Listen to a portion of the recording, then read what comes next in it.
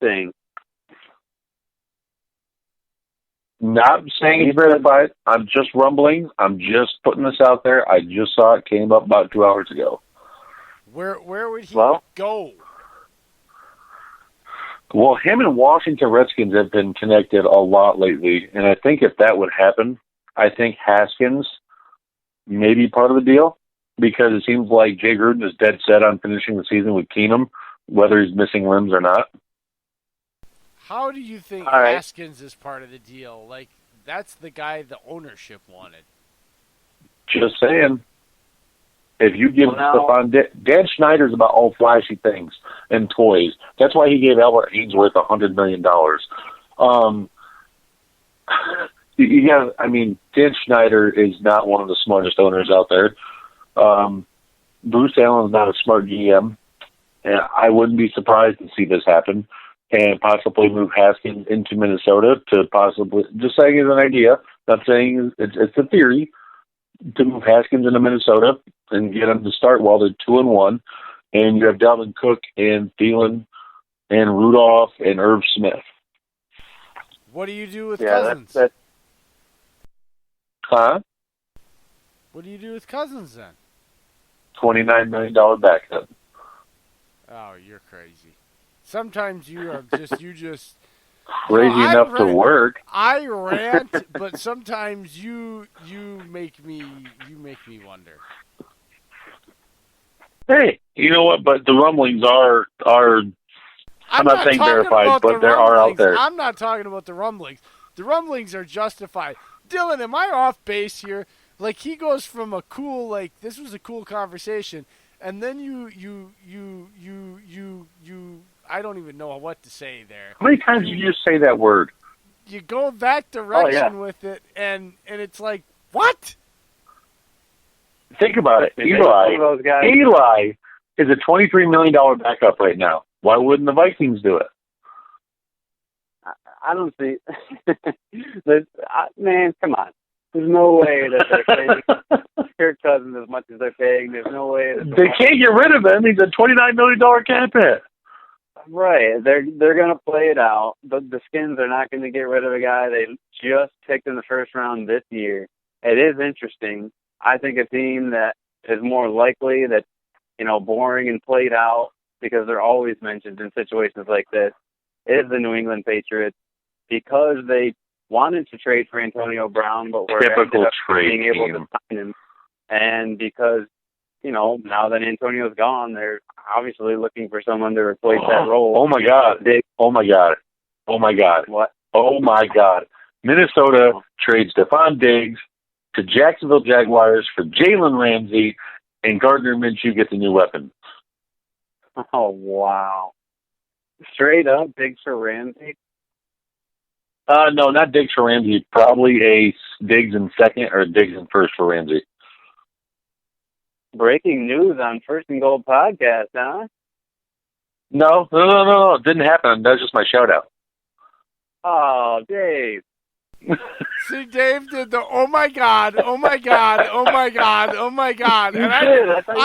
I have been around Dave just long enough, Dillon, to know that was just his way of getting to this obscene fucking thought that he was going to have, because otherwise he would say breaking news, and then you're like, oh wow, this is an awesome trend. I'm like, dude, don't fall for that crap. He does this all the time. Like, no. Bad, Dave. Bad. I'm just saying, is that not a good? Okay? But the thing is, the Vikes were already interested in the Jalen Ramsey mania. They were one of the main teams in there, and like the final 3 or 4 teams to try and trade for him. The Jags turned down some deal that was amazing. A couple deals that were amazing. Oh my God! The Vikings trade Stephon Diggs for Josh Jackson, Geronimo Allison, and a 2021 second-round draft pick. Oh, my God! Why would they trade in division? Well, I don't know. I mean, they were going to trade for a franchise quarterback and put a $29 million quarterback on the If you're going to mimic me, you better put every ounce of effort I had into that fake, you jerk. Anyways, but I'm just saying, think about it. Jacksonville needs another weapon. outside of Chark. They have O'Shaughnessy. He had one good week. Yes, that would put that offense ready to go, especially with Saxonville back. Yes, I feel like they like what they have in Chark, Conley, and Dede. Dede and Conley can't stay healthy unless a breeze of wind hits them. And you have, granted, Diggs is better than all these guys, but you also have Marquise Lee coming back, and I don't think Jacksonville is going to take any pick less than a first rounder. First rounder and Diggs for Ramsey. You don't think they do it? I mean, they probably would. I don't know if the Jags would, but I know the Vikings would. Yeah, because then you have Xavier Rhodes and Jalen Ramsey in your secondary. I think Dillon's right here. I think if he gets traded, he's not going anywhere else but to New England. New England will be the ones that are willing to throw a second. Stephon Diggs to Buffalo. No. I could see. Okay, well, my bad, guys. You know what? I tried to have a little fun. The other way, I could see him going to San Francisco. Yep. Yeah, they may be too at the beginning of the year. And they got cap room to do it. They're like, I think about $30 million right now.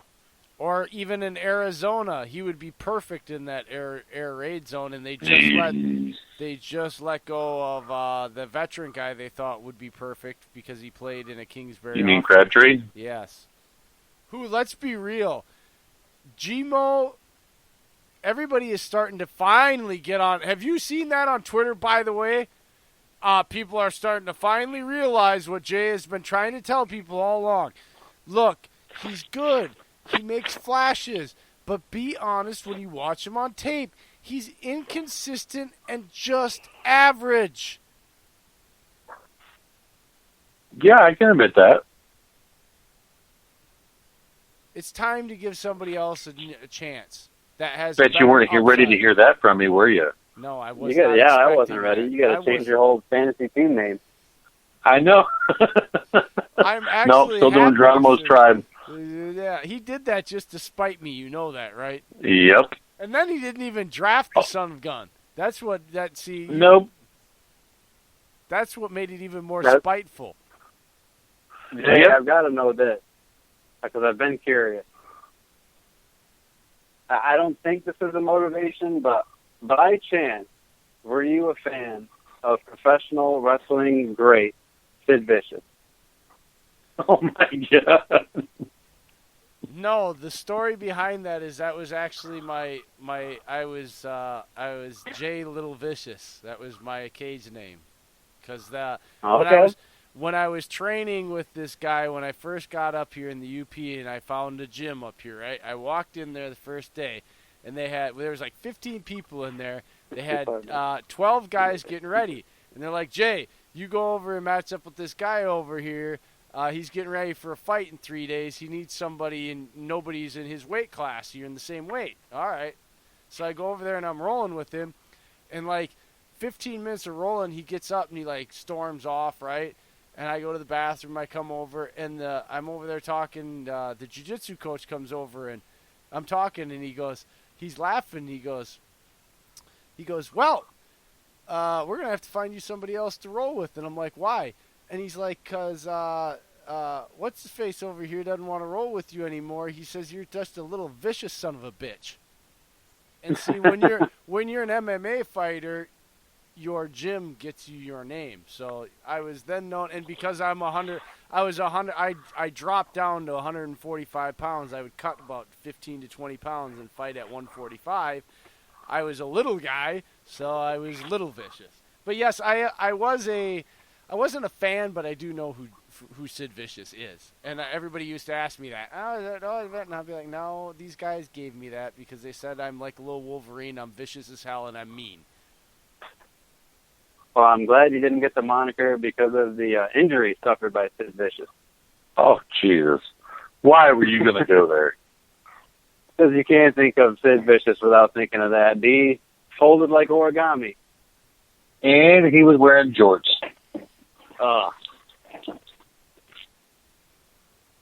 When you wear jorts in wrestling, you don't deserve to have a full functioning leg. Quote the Raven.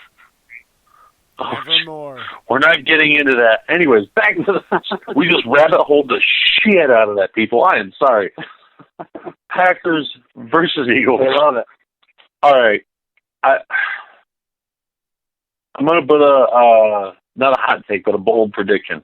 Kind of like how NFL Network does it with Rich Eisen and Kurt Warner and Irvin and Mooch. Yeah, you kind of look like Rich Eisen. I'm not really. I don't think Rich Eisen would pay to have my hair, sir. I am currently growing my hair out, and it is beautiful.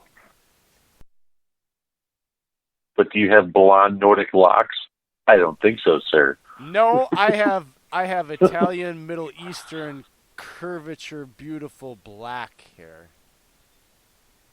Oh, that's your Persian carpet. Full body, Israeli Italian. Can I call you Aladdin, please? Persian. No, I'm not Persian.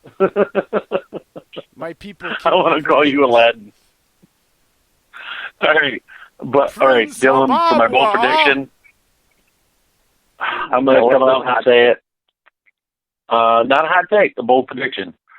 Okay. I think the Packers bump it up a notch, and they don't do 6 sacks.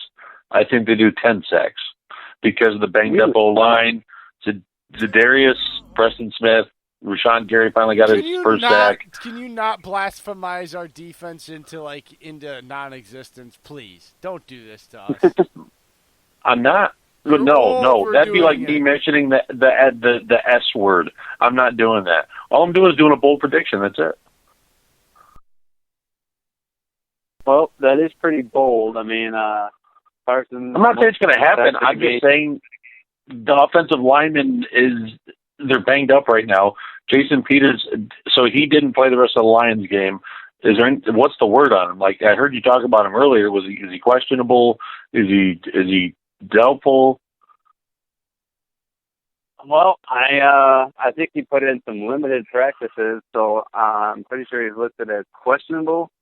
It'll probably be like a game time thing. He'll do the typical Jason Peters thing and play 10 snaps and have to come out until halftime, and then he'll come back in the third quarter for 5 more snaps. But yeah, it's going to be a rotation.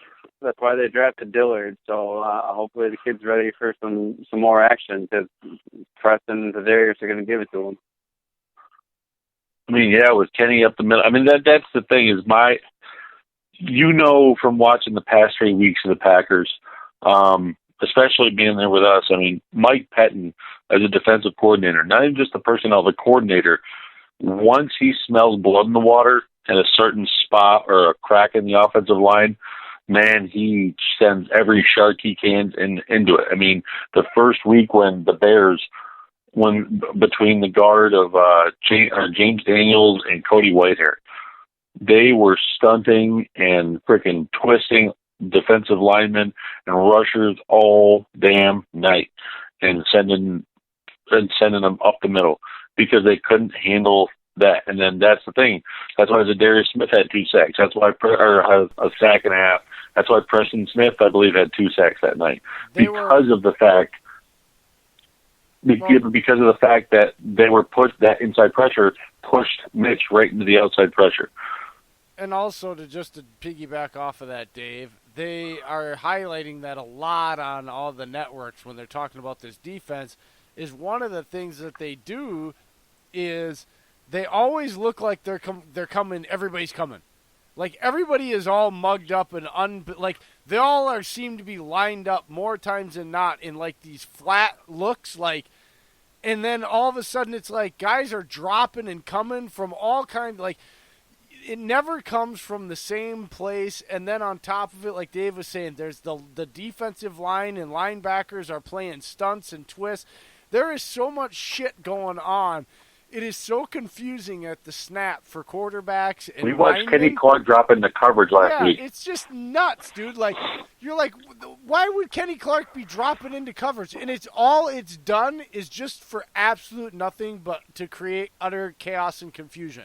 I swear to God, Pettin would go, what's the dumbest thing that somebody could possibly think that I would ever do on a defensive play? Oh, drop Kenny Clark into coverage. Well, I will do that because I can do this and this and this and generate pressure. And the quarterback's going to see 97 standing at